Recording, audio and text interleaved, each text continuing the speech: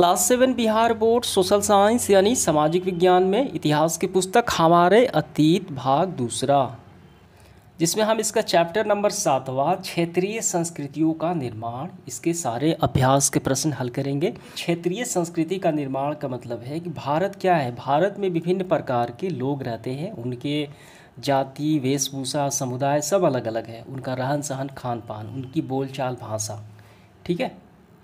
कोई तमिल बोलता है, कोई उड़िया बोलता है, और उनका व्यंजन, भोजन, काव्य, नृत्य वो सभी अलग अलग है, ठीक है।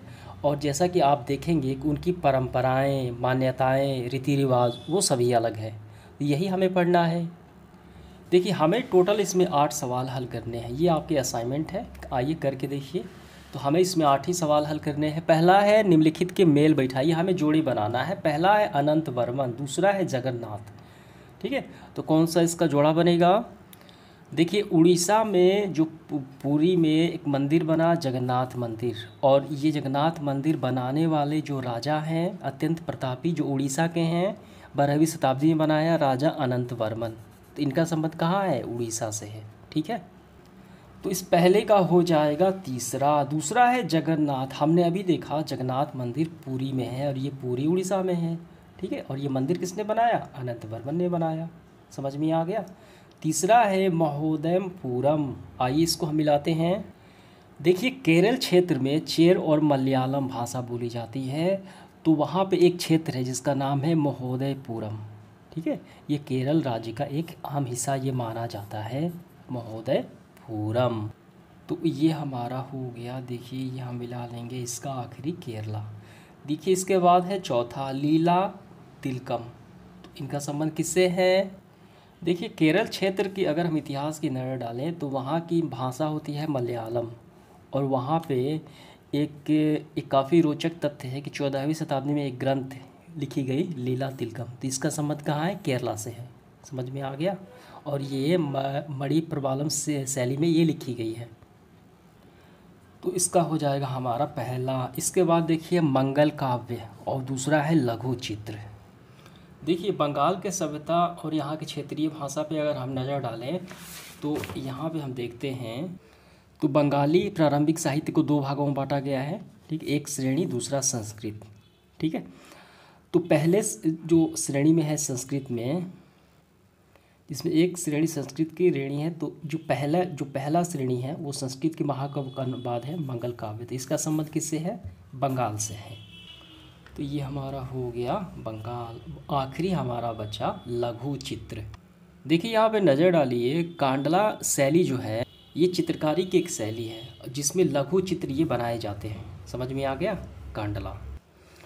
तो सीधे तौर पे आपका ये हो जाएगा कांडला। तो हमने काफ़ी अच्छे से मिला लिया। अब इसके बाद देखिए इसके बाद नेक्स्ट पार्ट हमारा है दूसरा। इसका सवाल मणि प्रवालम क्या है ये हमें बताना है। इस भाषा में लिखी गई पुस्तक का नाम बता। देखिए, यहाँ तो स्पष्ट बता दिया गया कि इस भाषा में लिखी गई पुस्तक का नाम बताएं। तो मणि प्रवालम क्या है? एक प्रकार की भाषा है, भाषा शैली है। देखिए, आप नज़र डालिए, मणि प्रवालम जो है ये केरल क्षेत्र की ये भाषा शैली है, ठीक है। और मणि प्रवालम का शाब्दिक अर्थ है हीरा और मूंगा। ये 2 भाषाएं संस्कृत और क्षेत्रीय भाषा में ये संकेत करता है। हाल में बताना है मणि प्रवालम शैली क्या है, तो ये भाषा शैली है, और इसमें लिखी गई पुस्तक का नाम भी हो गया हीरा और मूंगा, समझ में आ गया। तो इसका आंसर हम काफ़ी अच्छे से ऐसे करेंगे। देखिए, मणि प्रवालम एक भाषा शैली है, मणि प्रवालम का शाब्दिक अर्थ है हीरा और मूंगा, जो यहाँ 2 भाषाओं संस्कृत और क्षेत्रीय भाषा के साथ साथ प्रयोग की ओर संकेत करता है, समझ में आ गया। तो यानी ये 2 इसके पुस्तक ही हैं, तो यही हमारा आंसर हो गया। क्लियर हुआ? देखिए, अगला सवाल है तीसरा। कथक के प्रमुख संरक्षक कौन थे? संरक्षक मतलब होता है बचाव करने वाला, सहेजने वाला। कथक जो है उत्तर भारत का एक नृत्य है, ठीक है। देखिए, इसका आंसर हम कैसे करेंगे, आपको लिखना है ऐसे, ठीक। तो आपको लिखना है कथक नृत्य शैली उत्तर भारत के अनेक भागों में जुड़ी हुई है, जो मैंने हाईलाइट किए हैं यहाँ तक आपको कर लेने हैं। फिर वो लिखने के बाद आपको फिर यहाँ से लिखना है आगे चलकर ये 2 परंपराओं अर्थात घरानों में फूला फला। कौन सा? राजस्थान के जयपुर और राज दरबार में लखनऊ के नवाबों क्षेत्रों में। तो अवध के अंतिम नवाब जो है वाजिद अली शाह, इनके संरक्षण हो गए, यानी या यूँ कहें कि ये 2 ही क्षेत्र में हो गए, 2 क्षेत्र इनके संरक्षण हो गए, राजस्थान के जयपुर और अवध के नवाब, और मुख्य रूप से अवध के अंतिम नवाब वाजिद अली शाह संरक्षण में एक प्रमुख कला रूप में उभरा ये। ठीक है, समझ में आ गया। तो इसी तरीके से आपको आंसर कर लेने हैं। तो पहले ये लाइन आपको ये बता लेने हैं कि ये है क्या, आखिर ये क्या है। उत्तर शैली जो है, ये नृत्य शैली जो है कथक, उत्तर भारत के अनेक भागों से ये जुड़ी हुई है, और ये पूरा आपको यहाँ तक कर लेना है। ठीक है, देखिए नेक्स्ट पार्ट हमारा चौथा सवाल है, बंगाल के मंदिरों की स्थापत्य कला के महत्वपूर्ण लक्षण क्या है। देखिए इसका आंसर थोड़ा सा आपका लंबा हो जाएगा, ये आपको पूरा बताना होगा।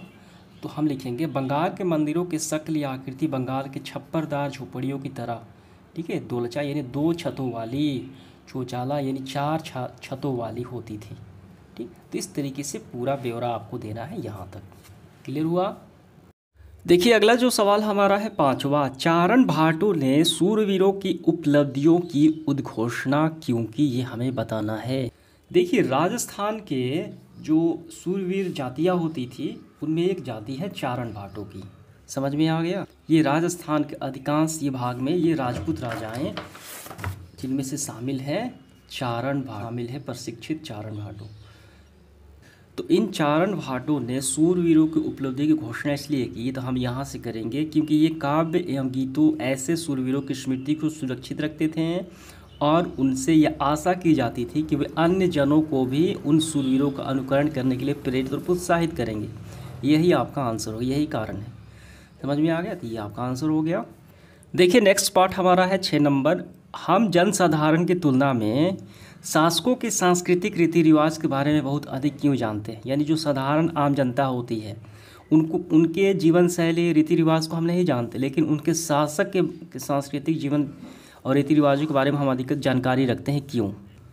तो देखिए इसका कारण क्या है। शासकों के सांस्कृतिक रीति रिवाज अधिक जानकारी के कारण जो है कि जो शासक होते थे, राजा महाराजा होते थे, वो धार्मिक स्मारक, मंदिर वो सारे बनाया करते थे। ठीक है, सांस्कृतिक परंपराएं और आदर्शों अभिलाषाओं के बारे में घनिष्ठता उनसे जुड़ी हुई होती थी। शासक के सांस्कृतिक गतिविधि, यात्रा वृत्तांत, यदि सारी रचनाएं या वर्णन वो किया करते थे, इसी कारण से। तो 3 पॉइंट हो गए, यही आपको कर लेने हैं। नेक्स्ट अगला सवाल है, विजेताओं ने पूरी स्थित जगन्नाथ के मंदिर, ठीक है, पर नियंत्रण प्राप्त करने के लिए प्रयत्न क्यों किए। तो इसका आंसर मैं यहाँ पे लगा देता हूँ, वहीं से आपको कर लेने हैं। 8 नंबर सवाल, बंगाल में मंदिर क्यों बनाए गए। तो इसका भी कारण है, 2 यहाँ पे कारण है, ये आपको कर लेने हैं। ये देखिए 9, 10 और 11, 12 ये जो सवाल हैं ये आपके असाइनमेंट के हैं। ठीक है, कार्यकलाप ये आपको अपने से कर लेने हैं।